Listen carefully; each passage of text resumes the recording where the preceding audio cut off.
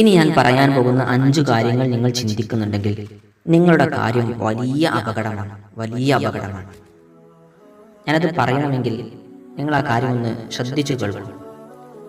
നോക്കൂ, നിങ്ങൾ ഒന്നാമത്തെ കാര്യം, നമുക്ക് കിടക്ക് ചിലപ്പോൾ അസ്സലാമു അലൈക്കും വറഹ്മത്തുള്ളാഹി വബറകാതുഹു, നമുക്കൊക്കെ ചില സമയങ്ങളിൽ ചിന്ത വരാറുണ്ട്, നീ ഇപ്പോൾ വളരെ ചെറുപ്പമാണ്, കുറച്ചുകൂടെയൊക്കെ കളിയും തമാശയുമാവാം.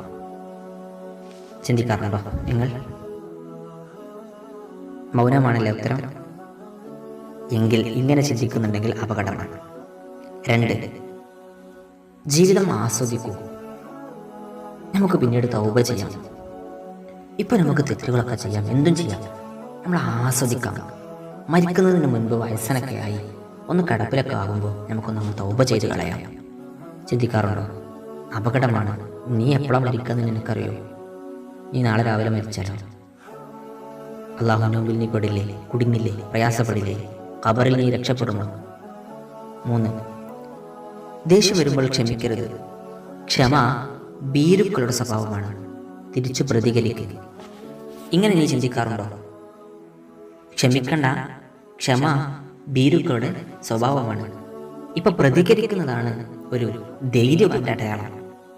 ചിന്തിക്കാറുണ്ടല്ലേ? ഇടയ്ക്കൊക്കെ അതിനു വേണ്ടി കച്ചറകൾ ഉണ്ടാക്കാറുണ്ട്. ഭാര്യയോടാണെന്നല്ല, ഭാര്യയോട് അല്ല. ഭാര്യയോട് ചെയ്യാറുണ്ടോ? ഇല്ലല്ലോ. ഭാര്യയോട് മാത്രമല്ല, ആരോടാണെങ്കിലും കച്ചറ ഉണ്ടാക്കുമ്പോൾ ദേഷ്യം വരുമ്പോൾ മൗനിയായിരിക്കണം.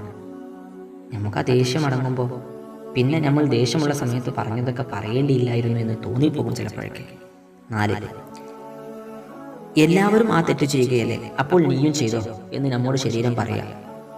അതിപ്പോൾ ആൾക്കാർ മുഴുവൻ എല്ലാ മനുഷ്യന്മാരും ചെയ്യണില്ലേ? പിന്നെ ഞാൻ മാത്രം എന്തിനാണ് മാറി നിൽക്കുന്നത്? പലിശ ആൾക്കാരൊക്കെ പലിശ വാങ്ങുന്നില്ലേ? പിന്നെ ഞാൻ മാത്രം മാറി നിൽക്കേണ്ട ആവശ്യമുണ്ടോ? ചിന്തിക്കാറുണ്ടോ? അപകടമാണ്. 5, നീ ഒരുപാട് തെറ്റുകൾ ചെയ്തിട്ടുണ്ട്, അതുകൊണ്ട് അള്ളാഹു നിനക്ക് പുറത്തു തരില്ല, അതുകൊണ്ട് ഇനിയും തെറ്റ് ചെയ്യാം. അങ്ങനെ ചിന്തിക്കാറുണ്ടോ? ഞാൻ കുറേ തെറ്റ് ചെയ്തിട്ടുണ്ട്, അതുകൊണ്ട് അള്ളാഹു എനിക്ക് പുറത്തു തരില്ല, അതുകൊണ്ട് ഞാനെന്തിനാ ഇനി തൗബ ചെയ്യുന്നത്?